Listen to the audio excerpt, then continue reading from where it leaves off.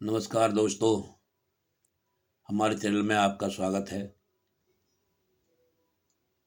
दोस्तों, मैं आपसे एक बात कहना चाहता हूँ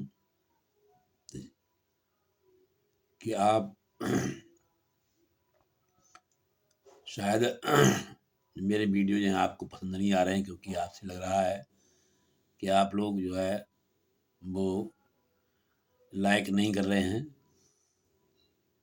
मेरा आपसे अनुरोध है कि थोड़ा मेरा सहयोग करें, और अगर अच्छा लगे तो आप वीडियो को ज़रूर लाइक कीजिए, पूरा देखिए, तभी आपको पता लगेगा। और अब हम जो है विसर्ग संधि में चल रहे हैं, और हम अब आगे बढ़ते हैं विसर्ग संधि में कि विसर्ग संधि में अब तक जो आपने नियम पढ़े, उसके बाद में जो हमारा अब अगला नियम है वो है कि विसर्ग में कोई परिवर्तन नहीं। मतलब विसर्ग में कोई परिवर्तन नहीं है, विसर्ग का परिवर्तित ना होना। तो देखो ये कब नहीं होता ऐसा? यदि पहले शब्द के अंत में विसर्ग से पहले आ स्वर हो, और उसके बाद अगले शब्द के आरंभ में का, ख, पा, फा हो, तो विसर्ग नहीं बदलता। मतलब विसर्ग विसर्ग ही रहता है। तो यहाँ पर मैंने एक छोटा सा यहाँ स्पष्टीकरण दिया है, इस प्रकार से आ, और यहाँ पर विसर्ग, और फिर ये, और आगे है विसर्ग में कोई परिवर्तन नहीं। अब आप देखेंगे, जैसे वो उदाहरण है ये प्रातः काल। तो प्रातः काल बराबर प्रातः काल, यहाँ कोई परिवर्तन नहीं हुआ है, लेकिन यहाँ भी एक नियम काम करता है कि यहाँ पर का, खा या पा, फा ये हो शुरू में, तभी ये नियम लागू होगा।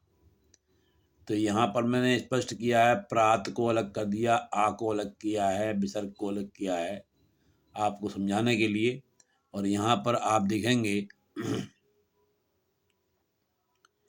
कि ये आ इसमें मिल जाता है फिर से, तो ये प्रात बन जाता है, और ये उसी प्रकार से रहता है, तो ये प्रातः काल पूरा शब्द हो जाता है। विसर्ग में परिवर्तन नहीं, विसर्ग ये जो कि त्यों ही रहा है। इसी प्रकार से इस उदाहरण में है, यहाँ भी आप देखेंगे कि विसर्ग जैसे है उसी प्रकार से रहा है। इसी प्रकार से इसमें, इस उदाहरण में अंतःकरण, यहाँ भी विसर्ग अपने पूर्ण स्थिति में रहा है, यहाँ भी जो है विसर्ग रहा है। तो इस प्रकार से आपने देखा कि विसर्ग यहाँ इस स्थिति में परिवर्तित नहीं होता। अब हम आगे चलते हैं, इससे अगली जो स्थिति है वो क्या है? वो है विसर्ग का ओ में परिवर्तन। अब ओ में परिवर्तन किस प्रकार से होगा विसर्ग का? देखिए, विसर्ग का ओ में परिवर्तन किस स्थिति में होगा? यदि पहले शब्द के अंत में विसर्ग से पहले लघु आ स्वर हो, अगले शब्द के आरंभ में य, र, ला, वा और हा, इनमें से कोई हो, तो विसर्ग ओ में बदल जाता है। ठीक है जी। तो यहाँ आप देखेंगे कि यहाँ मैंने दिखाया है, छोटे रूप में दिखाया है, विसर्ग दिखाया है या, ला, वा, हा, और विसर्ग ओ का परिवर्तन हो जाता है। विसर्ग का ओ में परिवर्तन हो जाता है। ये स्थिति हुई इसकी। इसके बाद में आप देखेंगे कि यहाँ इसके उदाहरणों को आप देखिए किस प्रकार से दिखाए हुए हैं। देखो, ये मनः प्लस विकार, मनः प्लस विकार में आप देखेंगे कि यहाँ मनः विसर्ग है, यहाँ ये ब से शुरू हो रहा है, तो ये आपका बनता है मनोविकार। इसी प्रकार से ये है पुरोहित, ये यहाँ पर हा आ गया तो ये बन गया पुरोहित। ये आ विसर्ग और आ मिलकर ओ बना, और इधर जो है ये ओ इसके साथ जुड़ गया रा के साथ में, तो ये पुरो बन गया, पुरोहित पूरा शब्द बन गया। इसी प्रकार से मनोविकार में भी यही है कि मनोविकार में भी ना ओ के साथ जुड़ जाता है और आ और विसर्ग ओ बन जाता है, तो इस प्रकार ये बनता है शब्द मनोविकार। तो आप देखेंगे कि इसमें और भी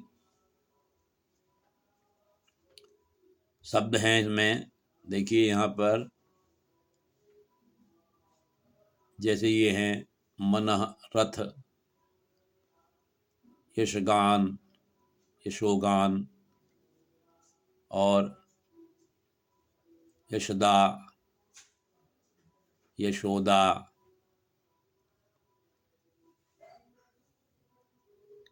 तो यहाँ पर आप देखेंगे मनोरम,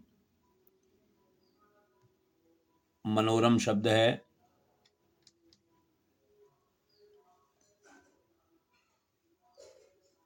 मन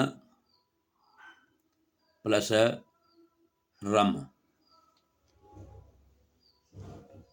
मन प्लस रम मनोरम। इसके आगे आप देख रहे हैं तपभूमि, तपोभूमि।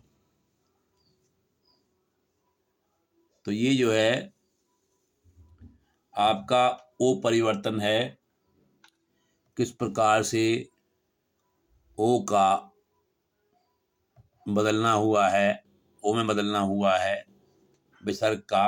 और ये इसके उदाहरण हैं मन प्लस रथ मनोरथ, यश प्लस गान यशोगान, यश प्लस दा यशोदा, पुरोहित, मनोरम, तपोभूमि, शिरोरेखा। इसी प्रकार के ये उदाहरण हैं। तो इस तरह से आपने देखा ये विसर्ग संधि के नियम। अब इसके बाद में कुछ ऐसी संधियां हैं जो अपने आप में अलग हैं, उनका अध्ययन हम अगले वीडियो में करेंगे।